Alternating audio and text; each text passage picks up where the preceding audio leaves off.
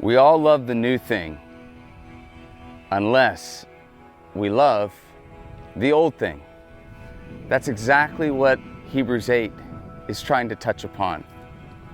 This idea that they had priests throughout the Old Testament, intercessors on behalf of the people. They would make sacrifices on behalf of the sin of the people, how they had fallen astray, where they were really unworthy of God's holiness and righteousness. However, the problem was, as Hebrews chapter 8 points out, it wasn't enough. Their sin, all-encompassing, their issues, generational. Never was a priest ever to make enough of a sacrifice to ever improve truly their standing before God in any type of way in which would be generationally transformational, or in any way that would certainly be eternal in any way, shape, or form. Hebrews chapter 8 would start to talk about how there's now this better promise, this better opportunity. There's this better thing built on a better priest who's not just simply a human being. But you have to understand, at the time of Noah, at the time of Abraham, and the time of Moses, just a few of the highlights, there were covenants that were made. The paths were passed down from generation to generation. They weren't just worn paths. At this point, they were celebrated. They were considered the way, the path, the only direction that God's people would go.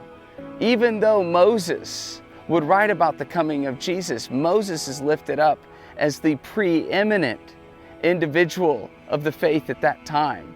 Hard to imagine there being a better covenant, a more perfect covenant, built on more perfect promises.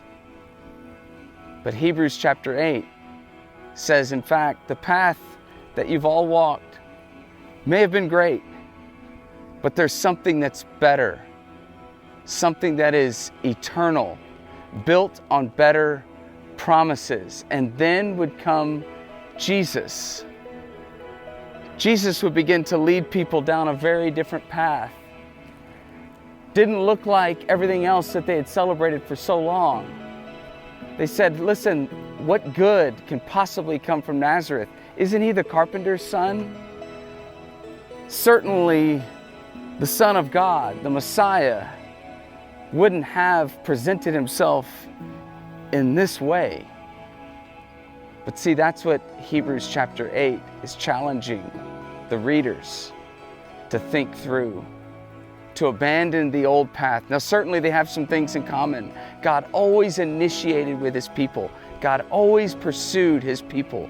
God always was faithful, honest, and true with his people. And in the exact same way, so would Jesus in establishing this new covenant.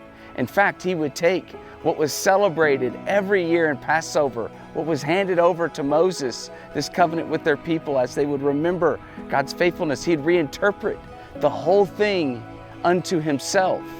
See, Jesus was showing them that God was doing a new thing built on better promises and a better future. But sometimes it's so hard for us, isn't it, to let go of the old thing, the thing that we've passed on from generation to generation, the thing that's kind of like the warm blanket, our comfort zone, rather than being invited to the new path that doesn't seem quite as worn in, doesn't seem quite as pristine. It's kind of messy, kind of dirty, could even be kind of bloody, like a blood-stained cross. Hebrews 8 is reminding us that there's a better thing in Jesus, a better covenant in Jesus, initiated by Jesus for all people, for all time. And that covenant is sealed by his death on the cross and sealed by the empty tomb in his victory over sin, death, and Satan.